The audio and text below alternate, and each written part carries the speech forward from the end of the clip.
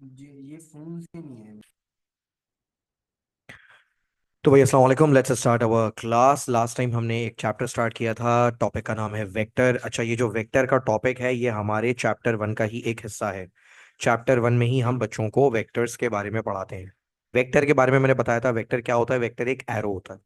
एक ऐसा एरो जो फिजिकल क्वांटिटी की डायरेक्शन को रिप्रेजेंट करता है। मिसाल के तौर पे अगर मुझे कहीं पे दिखाना है कि फोर्स एक्ट कर रही है, तो मैं कैसे बताऊंगा फोर्स एक्ट कर रही है? फोर्स एक्ट कर रही है ये मैं बताऊंगा एरो बना के। तो वेक्टर क्या है मेरे बच्चे? वेक्टर एक एरो है, एक ऐसा एरो जो फिजिकल क्वांटिटी की डायरेक्शन को रिप्रेजेंट करता है। और वेक्टर क्वांटिटी क्या होती है? Vector quantity is a physical quantity which has a magnitude, unit and direction. क्या होती है? फिर से बताओ। वेक्टर क्वांटिटी, वेक्टर क्वांटिटी एक ऐसी फिजिकल क्वांटिटी होती है जिसके पास मैग्नीट्यूड होगा, यूनिट होगा और डायरेक्शन होगी। क्लियर हो गया? अच्छा, बच्चे क्या बेवकूफी करते हैं, बच्चों से पूछो वेक्टर क्या होता है, बच्चे वेक्टर क्वांटिटी के बारे में बताने लगते हैं।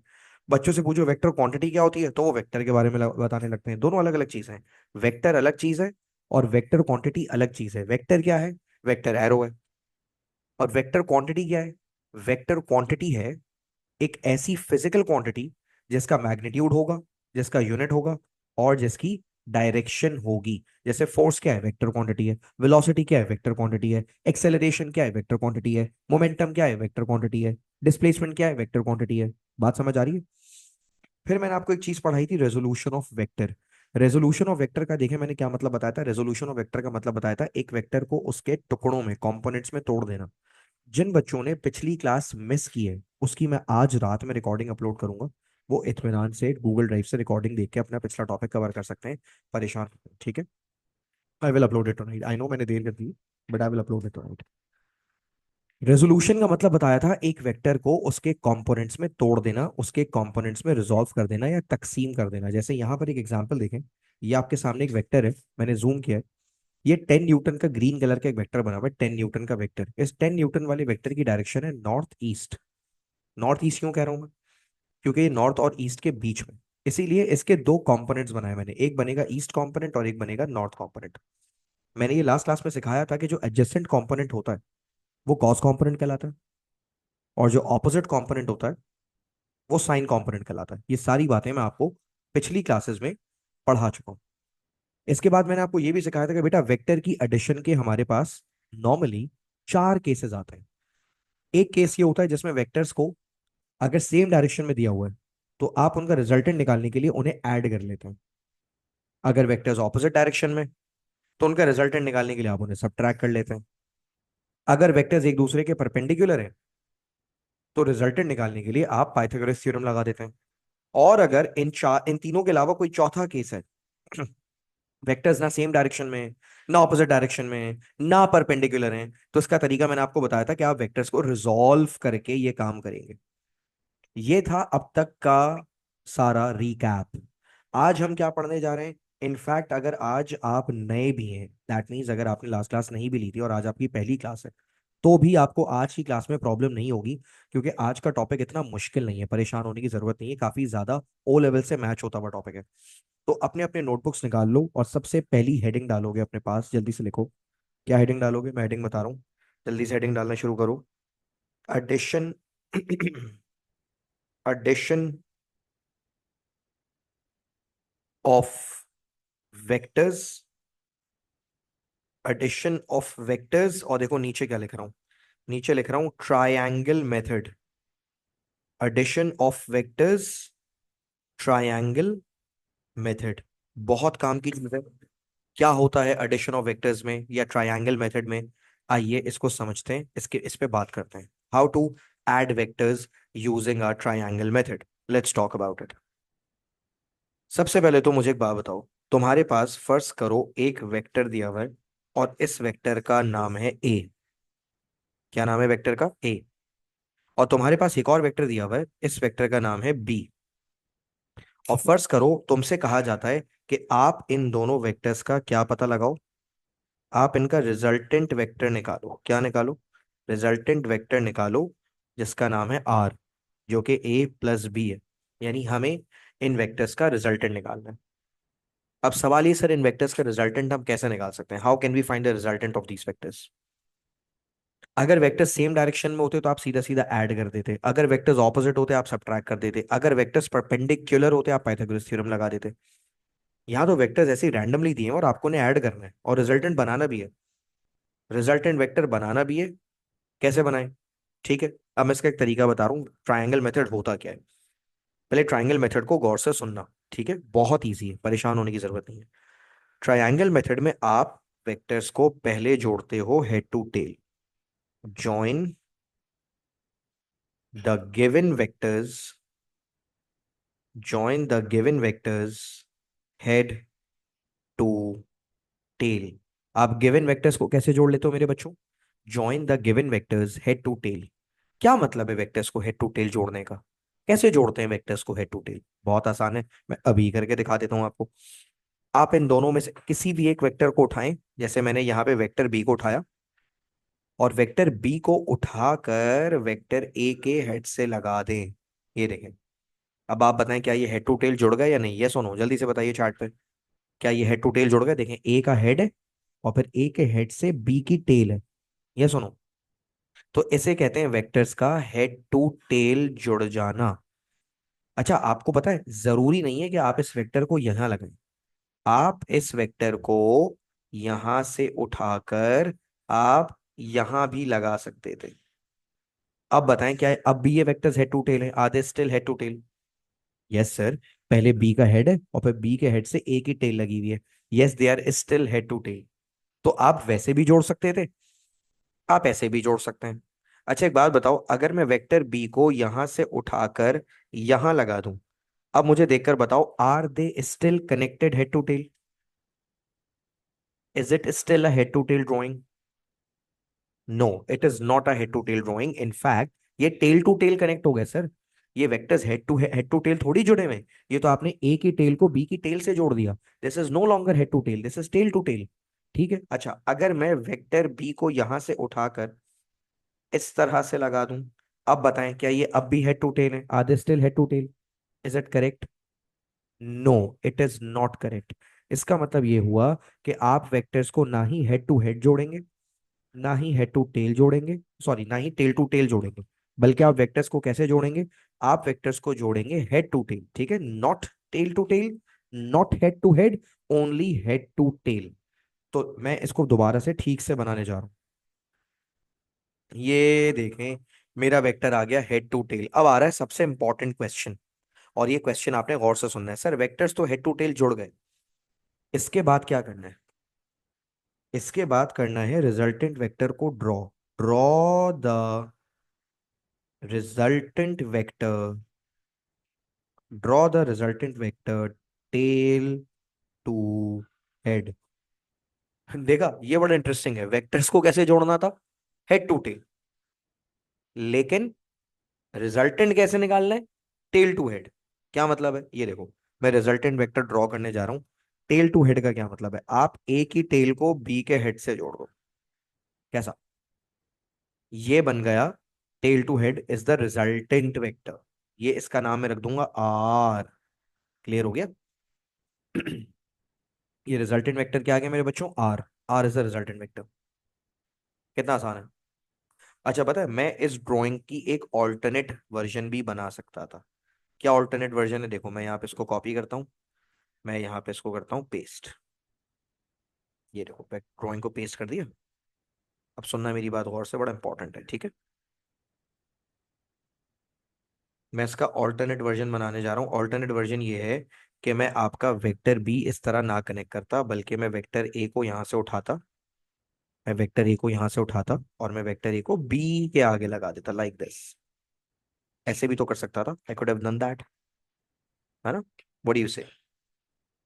अब बताएं रिजल्टेंट कैसे बनेगा, how to draw the resultant. देखो रिजल्टेंट का रूल अभी भी वही है, रिजल्टेंट बनता है टेल टू हेड। अब की बार आप किसकी टेल को किसकी हेड से जोड़ेंगे? जल्दी से चार्ट पे लिख के बताएं, किसकी टेल किसका हेड जोड़ेंगे बताएं? Tail of what with head of what? किस वेक्टर की टेल को किस वेक्टर के हेड से जोड़ेंगे? Very good Ifra, very good Faria. Tail of B with head of A, perfect. तो आप बी की टेल को ए के हेड से जोड़ देंगे, and that is your resultant. अच्छा, अब तुम ऊपर वाली डायग्राम को और नीचे वाली डायग्राम को कंपेयर करो, और कंपेयर करके बताओ कि जो तुम्हारा रिजल्टेंट वेक्टर आ रहा है ऊपर वाली डायग्राम का या नीचे वाली डायग्राम का, रिजल्टेंट में कोई डिफरेंस है? रिजल्टेंट तो बिल्कुल वैसा ही आ रहा है, जैसा ऊपर आ रहा है वैसे ही नीचे आ रहा है। इसका मतलब if you are doing your job correctly, आप इस तरह से करो, उस तरह से पकड़ो, आप कान यहां से पकड़ो या आप कान यहां से पकड़ो, आपका जो जवाब आएगा वो बिल्कुल सही आएगा। ठीक है, तो पहले आपने क्या करना है, वेक्टर्स को ज्वाइन करना है हेड टू टेल, और फिर रिजल्टेंट बनाना है tail to head. So is that clear? Give me a yes.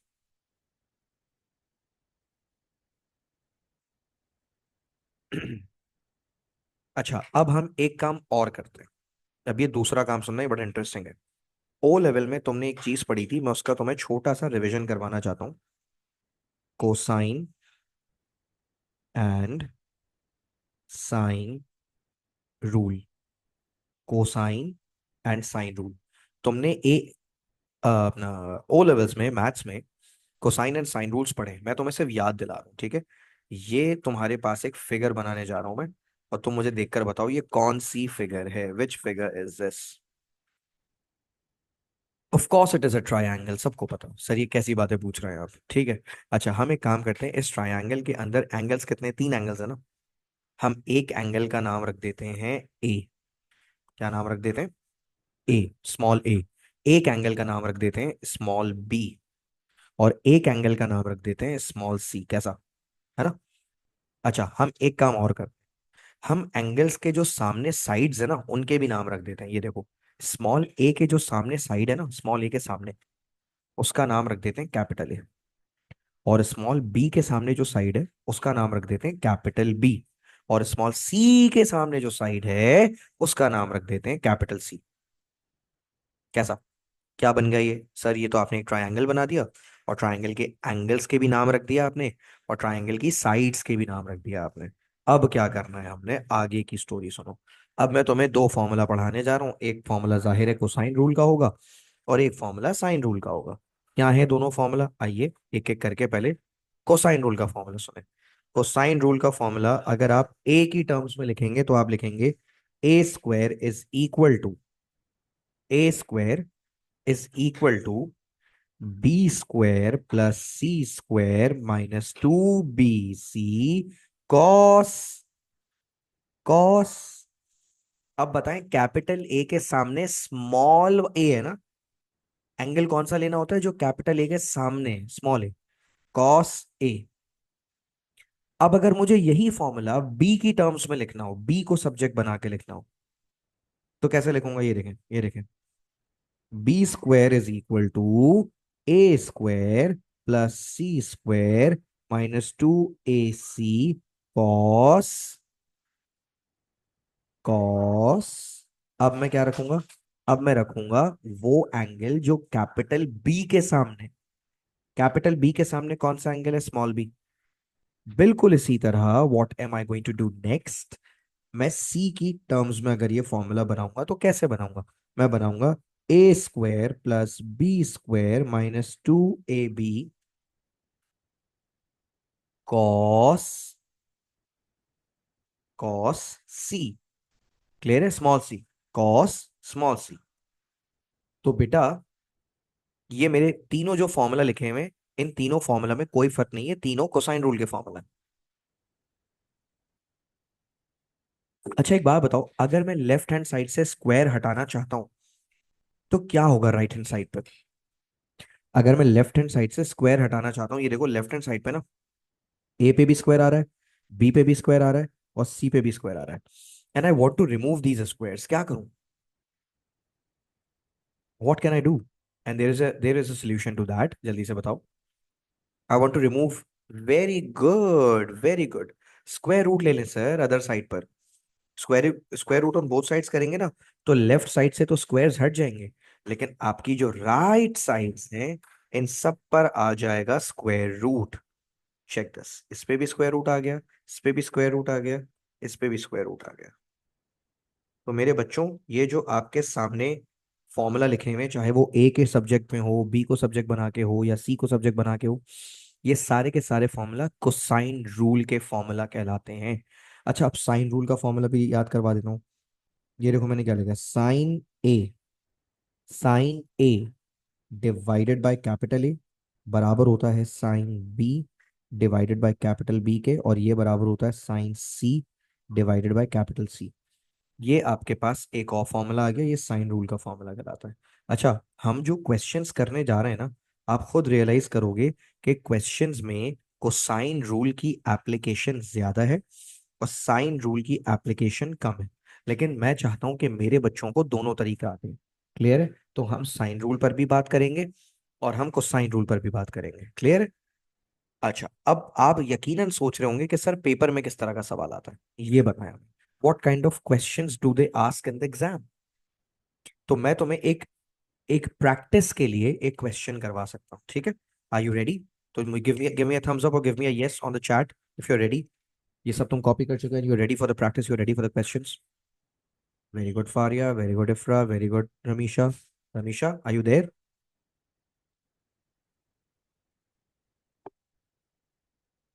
चलें भाई, स्टार्ट करते हैं। अब जरा गौर से सुनो, एक प्रैक्टिस क्वेश्चन करते हैं जिसमें हम सीखेंगे कि कोसाइन रूल को और साइन रूल को अप्लाई कैसे किया जाता है, how to apply sine rule and cosine rule.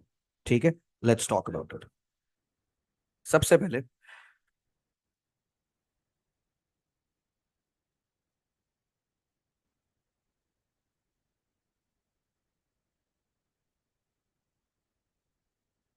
I am so sorry, मैंने ऊपर फॉर्मूला में जो डिनोमिनेटर्स बनाए थे ना, वो बड़े गंदे गंदे लाइंस थे, तो मैं उनको फ्रेश बना रहा हूँ, साफ सुथरा बना रहा हूँ। मेरा ओसीडी ट्रिगर हो रहा था। चलो भाई, एक सवाल लेते हैं।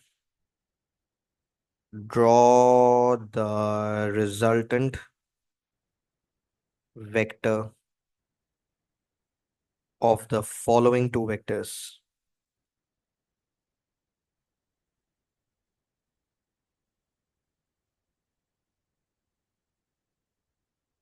फर्ज करो तुम्हें दो वेक्टर्स दिए हुए। क्या दिए हुए? दो वेक्टर्स दिए हुए, और तुमसे कहा जा रहा है इनका रिजल्टेंट निकालो। सर कहाँ है दो वेक्टर्स? चले मैं आपको बना के दिखाता हूँ। एक वेक्टर ये रहा भाई, और ये वेक्टर दिया हुआ है, लेट्स से 15 मीटर्स का। कितने मीटर का वेक्टर है? 15 मीटर का। और एक और वेक्टर दिया हुआ है आपको, लेट्स से इसको कर देते हैं हम इस तरफ, 10 मीटर्स का। और इस वेक्टर का एंगल है 30 डिग्रीज। अब बताओ मुझे इन दोनों वेक्टर्स का क्या निकालने को कहा जा रहा है। पहले तो निकालने को नहीं कहा गया, पहले रिजल्टेंट ड्रॉ करने को कहा गया। अब रिजल्टेंट ड्रॉ कैसे करेंगे? How to draw the resultant? बल्कि उससे भी पहले मुझे एक बात बताओ, 10 मीटर्स और 15 मीटर्स देख के तुम्हारे जहन में क्या आया? ये कौन सी क्वांटिटी के वेक्टर्स हैं?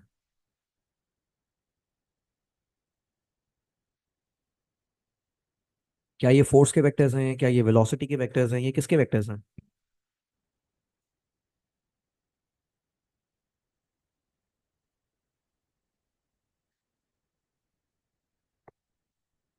जवाब आया डिस्टेंस। फारिया, क्या डिस्टेंस एक स्केल वेक्टर क्वांटिटी है फारिया? डिस्टेंस वेक्टर नहीं होता बेटा, डिस्टेंस तो स्केलर होता है। तो ये डिस्टेंस के वेक्टर्स कैसे हो सकते हैं? इफ्रा, क्या फोर्स का यूनिट मीटर होता है? मीटर किसका यूनिट होता है? फोर्स का तो नहीं होता। अगर ये 15 न्यूटन या 10 न्यूटन लिखा होता तब मैं कहता हाँ ये फोर्स के वेक्टर्स हैं। Can they be the vectors of force? ये फोर्स के वेक्टर्स भी नहीं है, ये डिस्टेंस के वेक्टर्स भी नहीं है। वेरी गुड फारिया, ये डिस्प्लेसमेंट के वेक्टर्स हैं। ये वेक्टर्स डिस्प्लेसमेंट के। ठीक है। अब मुझसे क्या कहा जा रहा है? मुझसे कहा जा रहा है इनका रिजल्टेंट निकालें। मैंने क्या रूल्स बताए थे? मैंने दो स्टेप्स बताए थे। What were the rules, what were the steps? पहला स्टेप ये था कि आप इन वेक्टर्स को हेड टू टेल ज्वाइन करें। कैसे ज्वाइन करें इन वेक्टर्स को? आप इन वेक्टर्स को हेड टू टेल ज्वाइन करेंगे। हेड टू टेल कैसे ज्वाइन होता है मैं आपको बताता हूं। आप किसी भी एक वेक्टर को उठाएं। ओ सॉरी, गलती हो गई। हाँ, मैं कह रहा था आप किसी भी एक वेक्टर को उठाएं, पिक इट अप, और आप इसको दूसरे वेक्टर के हेड से लगा दें। Is that fine? क्या ये ठीक है? व्हाट डू यू से? और जरूरी नहीं है कि मैं ये करता। I could have done the other way around. क्या मतलब हुआ? मैं इस वाले वेक्टर को यहीं रहने देता, मैं वेक्टर पहले वाले को उठाता 15 वाले को, और 15 वाले को उठा के मैं यहां लगा देता। व्हाट डू यू से? क्या ये सही है या गलत है, जल्दी बताओ। ये सेकंड वाला मेथड सही है गलत है? ये गलत है Faria, why no? Why is it wrong?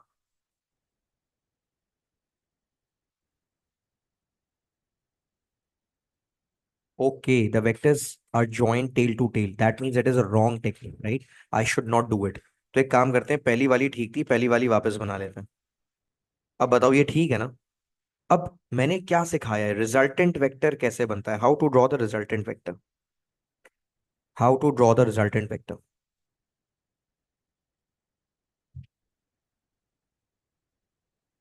Resultant बनाने के लिए आप कौन सी जगह को कौन सी जगह से जोड़ देते हैं, जल्दी से बताएं। मैंने आपको सिखाया था, मैंने आपको बताया था कि बेटा रिजल्टेंट बनाना हो तो आप टेल को हेड से ज्वाइन कर देते हैं, and this is your resultant vector. तो उन्होंने मुझसे पहले पार्ट में क्या कहा था? पहले पार्ट में कहा था कि आप ड्रॉ करें रिजल्टेंट वेक्टर को। अब फर्स्ट करें, इसी का मैं नेक्स्ट पार्ट बता रहा हूं, इसी क्वेश्चन का मैं आपसे नेक्स्ट पार्ट कहता हूं। Determine the magnitude, determine the magnitude of resultant vector, determine the magnitude of resultant vector। Resultant vector का अब क्या निकालना है? रिजल्टेंट वेक्टर का मैग्नीट्यूड निकालना है। अब मैग्नीट्यूड निकालने के लिए एक बहुत बड़ा प्रॉब्लम है। प्रॉब्लम पता है क्या है? मुझे रिजल्टेंट वेक्टर के सामने वाली साइड चाहिए। क्या मुझे रिजल्टेंट वेक्टर के सामने वाली साइड पता है? ये जो मैंने पर्पल कलर से अभी अभी हाईलाइट की है, क्या मुझे ये वाली साइड पता है? देखो मैंने क्वेश्चन मार्क लगाया। रिजल्टेंट वेक्टर के सामने वाला एंगल क्या मुझे पता है? डू आई नो द सामने वाला angle of the resultant vector, the angle opposite to the resultant vector, do I know that?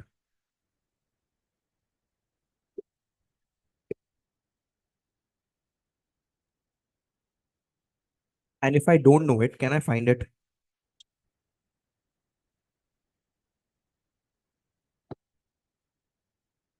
Parya, you found it to be 150. Your answer is correct, but can you tell me how did you do it?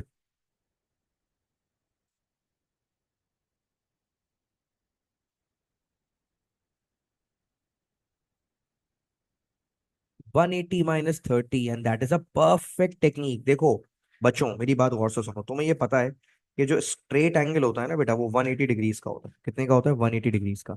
अब तुम बताओ, अगर यहाँ पे एक vector 30 degrees का है, 180 में से एक वेक्टर 30 डिग्रीज का है, तो दूसरा वेक्टर कितने का होगा? दूसरा वेक्टर होगा 180 minus 30, which gives you 150, and that is how you were supposed to do it. Clear हो गया? तो इसका मतलब ये हुआ कि मुझे वो जो पर्पल कलर का वेक्टर मैंने फिगर में बनाया हुआ था, वो मुझे पता है, और वो वेक्टर कितना है? 150।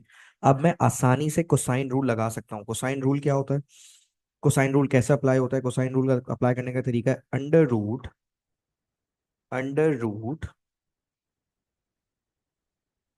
Now check this, first vector का स्क्वायर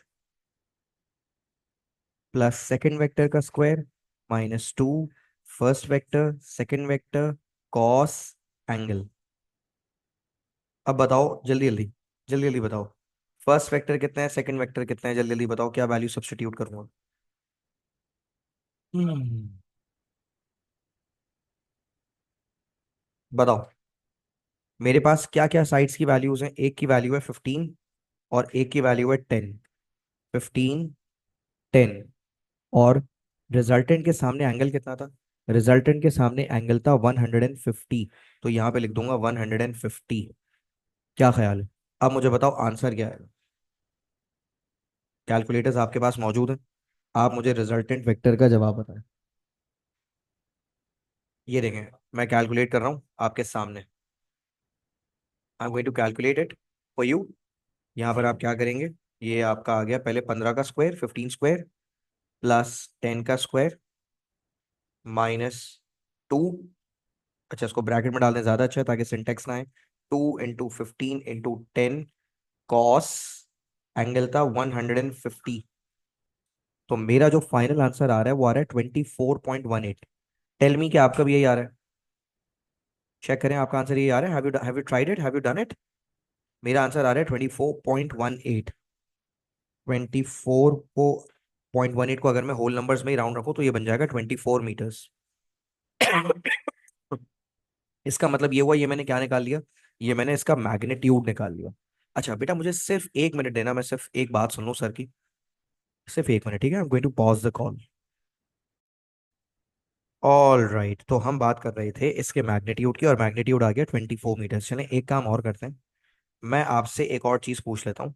फर्स्ट करें, एग्जामिनर ने हमसे पूछ दिया, also determine, also determine the direction of R,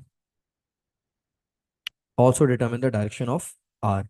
अच्छा, जब कभी भी तुमसे डायरेक्शन निकालने का सवाल आए, बच्चे हमारे इतने मासूम होते हैं ना कि एग्जामिनर की बातों को समझते नहीं है।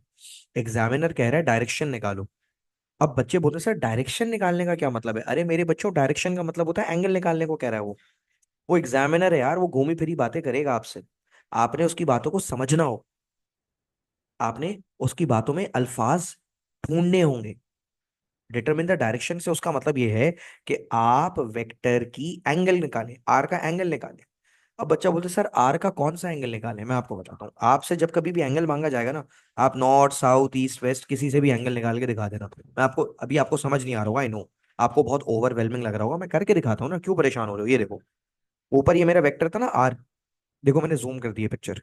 तुम पता है क्या करो, तुम इस आर का ये वाला एंगल निकाल दो ईस्ट से, ये जो ब्लू कलर से मैंने हाईलाइट किया। पहले तो मुझे बताओ, क्या ये एंगल मैं निकाल सकता हूं? कैन आई डू दैट और not? Can I find this angle? जल्दी से बताओ। अच्छा Faria, if I can find it, can you tell me how, by using what formula? Yes, I can find it by applying the sine rule. अब देखो, मैं तुम्हारे सामने साइन रूल लगा के दिखा रहा हूं, और इस एंगल का नाम क्वेश्चन मार्क नहीं रखते, question mark is very rude. इस एंगल का नाम रख देते हैं थीटा। क्या नाम रख दिया? थीटा। अब सुनो, देखो मैं क्या करने जा रहा हूं, पे गुड अटेंशन। यहां पर मैं लिखूंगा साइन थीटा अपॉन, जल्दी से चैट पे लिख के बताओ, थीटा के सामने कौन सी साइड है? इफ्रा, रमीशा, फारिया, थीटा के सामने कौन सी साइड है? जल्दी बताओ।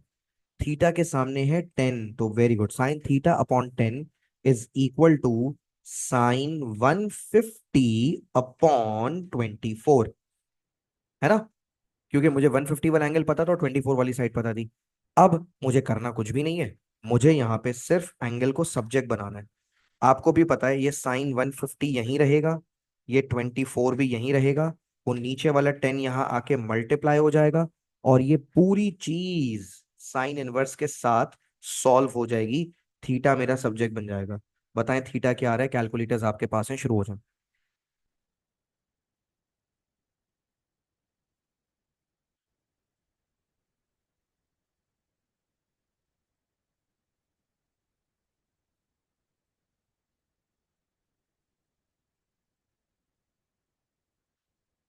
जी बेटा, एंगल क्या आ रहा है?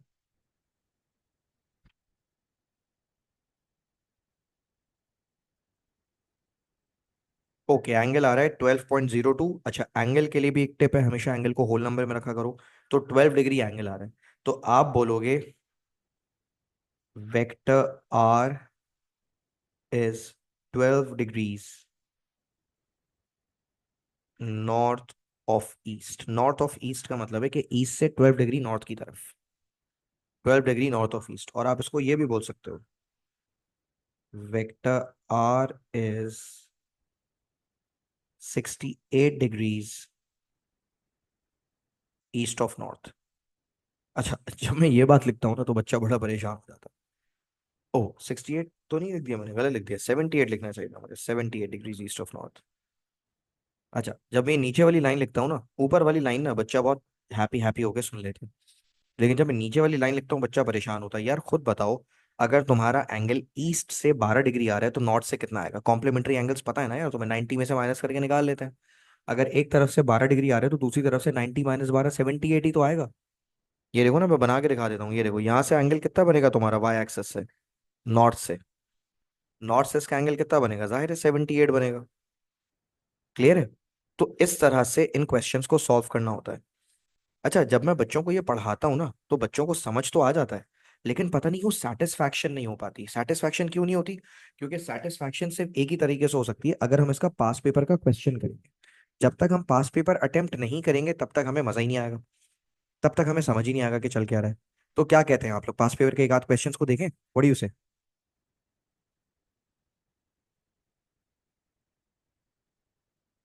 चलो आओ एक आध पास पेपर का क्वेश्चन देखते हैं, और देखते हैं कि जो हमने पढ़ा है कि क्या क्या वो हम अप्लाई कर भी पा रहे हैं या नहीं अप्लाई कर पा रहे। तो मैं तुम्हारे ही सामने कुछ पास पेपर के क्वेश्चंस ओपन करने जा रहा हूँ, ठीक है?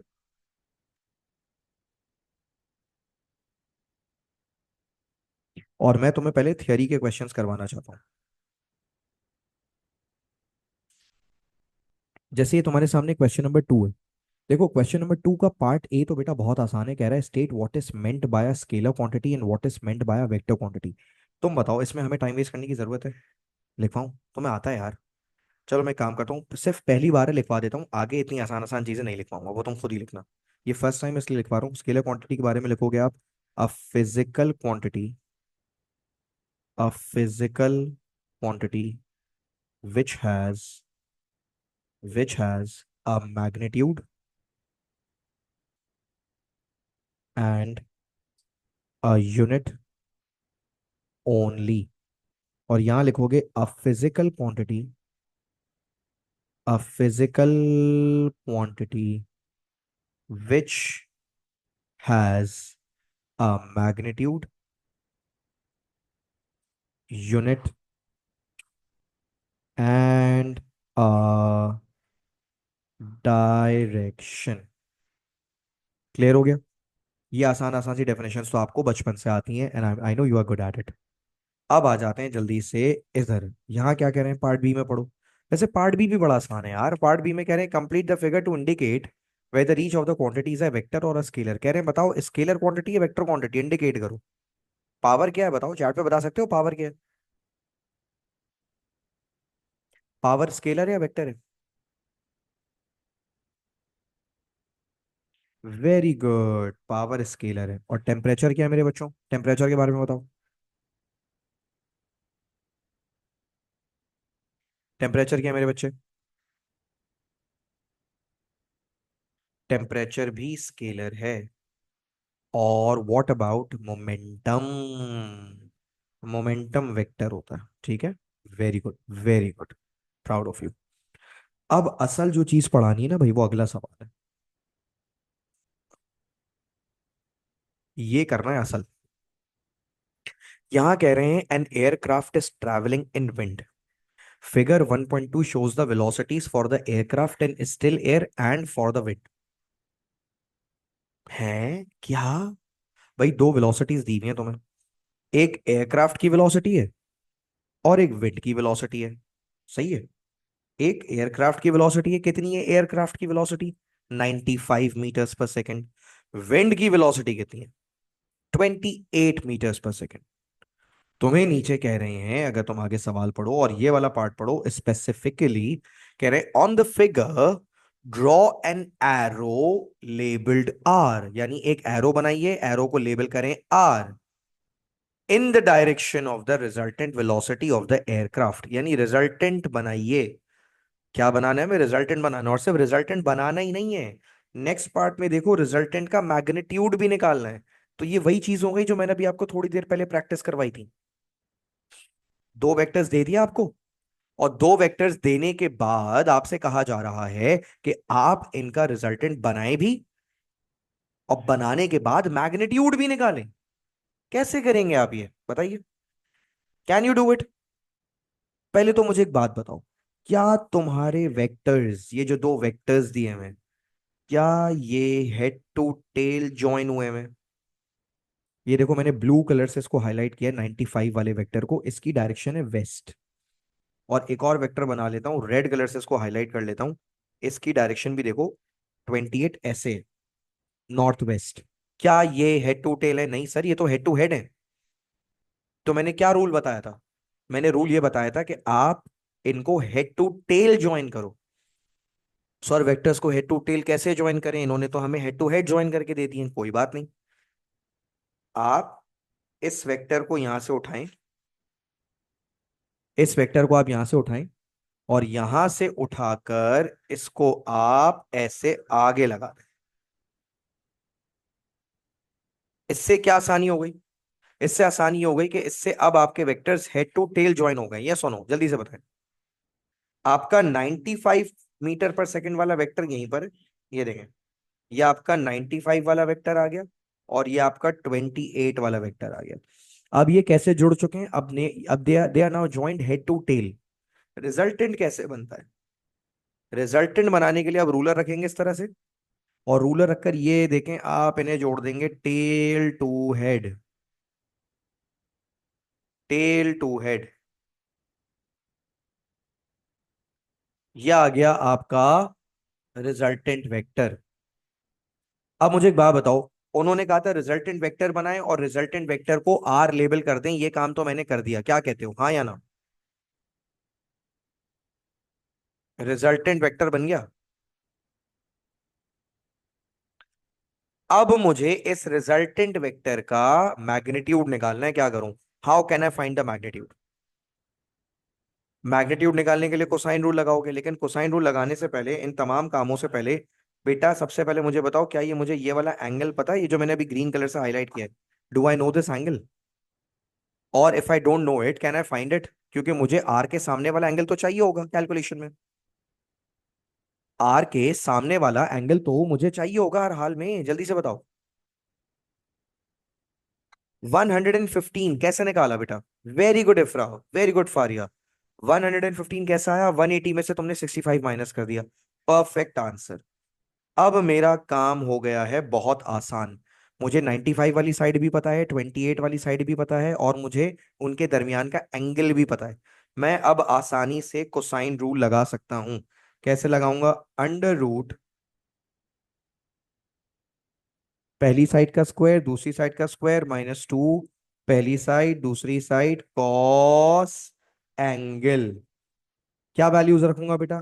एक साइड है 95, एक साइड है 28, फिर से 95, फिर से 28, और इनके दरमियान एंगल कितना है?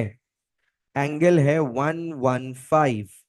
जब आप कैलकुलेटर में पूरी वैल्यू सब्स्टिट्यूट करेंगे, क्या जवाब आएगा? कम ऑन, शुरू हो जाए। Substitute all the values and find the answer. 95 square plus 28 square minus 2 into 95 into 28 cos 115।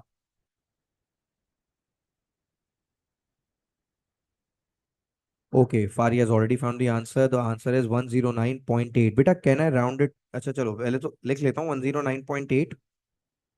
लेकिन ये तो चार चार सिग्निफिकेंट फिगर है ना। और वेरी गुड फारिया, आपको पता है कि हम 4SF में आंसर नहीं लिखते, या 3SF होता है या 2SF होता है। तो I can round it to 110 metres per second. कैसा? कितना आसान था ये सवाल? तो इसका मतलब जो हमने पढ़ाई की वो अप्लाई तो हो रही है, समझ तो आ रहा है। क्या ख्याल है? तो इस तरह से आपने इन क्वेश्चंस को हैंडल करना था, टैकल करना था। क्लियर?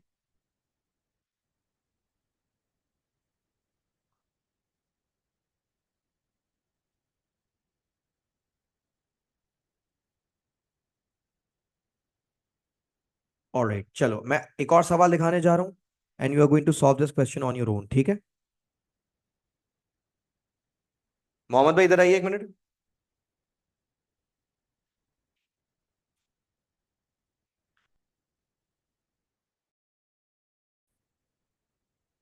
ऑलराइट, तो आइए देखें भाई, हमारे सामने एक सवाल है और मैं चाहता हूं कि मेरे सारे बच्चे मिलकर इस सवाल को अटेम्प्ट करें। कैसे करेंगे सवाल? देखिए, सबसे पहले तो पढ़े लिखा हुआ है underline all the scalar quantities. पहला वाला पार्ट तो बहुत आसान है कि आपको सारी स्केलर क्वांटिटीज को अंडरलाइन करना है।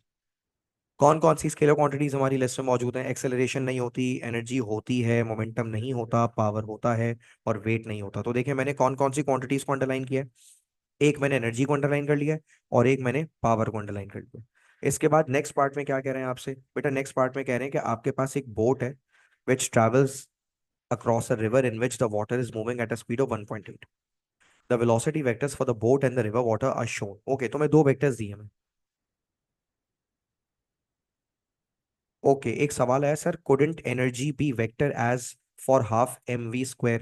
असल में बेटा फारिया, वो जो हाफ एम वी स्क्वायर वाला फॉर्मूला है ना, उसमें जो v है, v, that v does not represent velocity, that V represents speed and speed is scalar.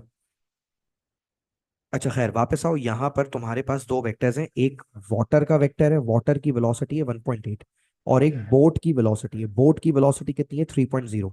और तुम्हें इन दोनों का क्या बनाना है, नीचे रिजल्टेंट वेक्टर बना के दिखाना है। कैसे बनाओगे इनका रिजल्टेंट, जल्दी बताओ। फिगर 1.1 पे ही इनका रिजल्टेंट बनाना है। पहले तो मुझे बताओ, पहला काम क्या करते हैं, वेक्टर्स को हेड टू टेल ज्वाइन करते हैं। वेक्टर्स को हेड टू टेल ज्वाइन कैसे करेंगे? ये देखो, मेरे पास ये आ गया मेरा पहला वेक्टर, और ये आ गया मेरा दूसरा वेक्टर। कितने वेक्टर आ गए मेरे पास? दोनों वेक्टर आ गए। सबसे पहला काम तो ये करो कि इन्हें आप हेड टू टेल जोड़ो। ये हेड टू टेल जुड़े हुए ही नहीं है। अब मैं हेड टू टेल कैसे जोड़ सकता हूं? मैं इस रेड वाले वेक्टर को उठा के यहां भी लगा सकता हूं। ये देखें, ये वेक्टर हेड टू टेल जुड़ गया। और मैं इसको यहां से हटाकर यहां भी लगा सकता हूं। आप बताएं कहाँ लगाना है, ऊपर या नीचे? चैट पे जो आप बताएंगे वो हो जाएगा। कहाँ लगाऊं, ऊपर लगाऊं नीचे लगाऊं? दोनों जगह लग सकता है। ओके, फारिया से sir why don't you join it above. तो चलें, पहला जवाब आ गया तो इन्हीं की सुनते हैं। Let's connect it above here. So I have joined the vectors head to tail. Once you have done this, now what is your next step usually? What do you do? Once you join the vectors head to tail, फिर आप resultant बनाते हो। और resultant कैसे बनाते हो? Resultant आप बनाते हो टेल टू हेड। ये देखो, मैं रिजल्टेंट बना रहा हूं आपके सामने। ये मेरा आ गया रिजल्टेंट वेक्टर, और रिजल्टेंट वेक्टर को मैं लेबल कर दूंगा आर। तो बेटा, एक वेक्टर है मेरा 3 मीटर्स पर सेकंड का, और एक वेक्टर है मेरा 1.8 मीटर्स पर सेकंड का। क्लियर है? अच्छा एक बात बताओ, क्या इन्होंने मुझसे रिजल्टेंट वेक्टर का मैग्नीट्यूड मांगा है?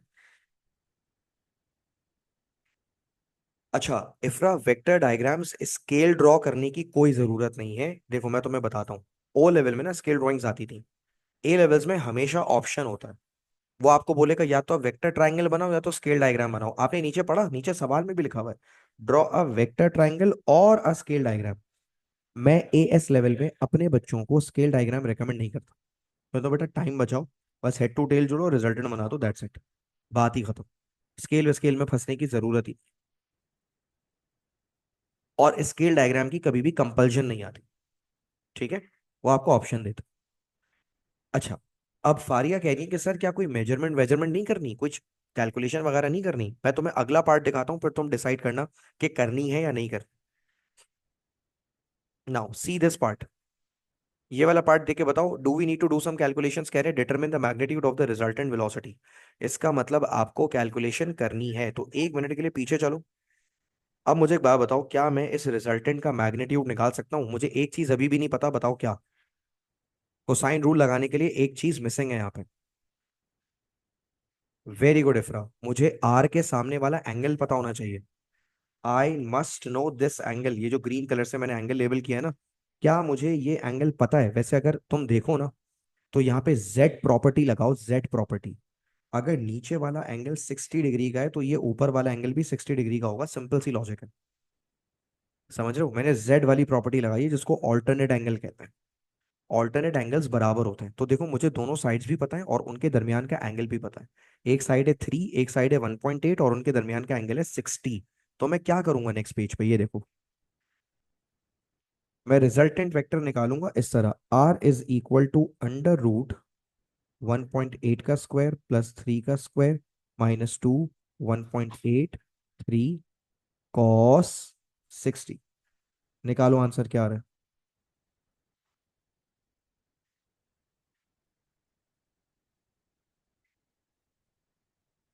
नहीं नहीं नहीं नहीं फारिया, हमें इसकी भी जरूरत नहीं है। We don't need to set any scale, we don't need to do any such thing. चलें भाई, इसका आंसर कोई निकाल रहा है? रमीशा, इफरा, कोई निकाल रहा है?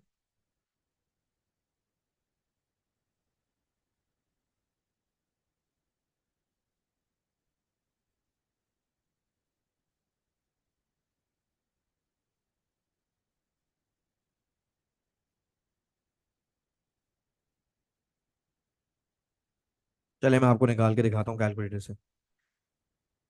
ये अंडर रूट आ गया 1.8 का स्क्वायर प्लस 3 का square minus 2 into 1.8 into 3 into cos 60। Answer आ रहा है 2.615। मैं इसको 2.62 कह सकता हूँ, या सिंपली 2.6 पे भी छोड़ सकता हूँ। 2SF अलाउड है। असल में उसने जो मुझे पीछे वेक्टर्स दिए हुए थे ना, वो 2.6 मतलब 2 सिग्निफिकेंट फिगर या 1 DP में दिए हुए थे, तो इसलिए मैंने भी अपना आंसर 2.6 लिख लिया। तो बेटा इस तरह से आपको एक क्वेश्चंस करने थे। Definitely we need a little more practice, 2 questions are not enough. तो हमारी जो अगली क्लास होगी इंशाल्लाह उस पे हम इसको मजीद कवर करेंगे। And our next class might be our last class about vectors, क्योंकि उसके बाद मुझे काइनेमैटिक्स से स्टार्ट करवाना है। ठीक है, तो आज की क्लास को हम यहीं तक रखते हैं। Thank you so much.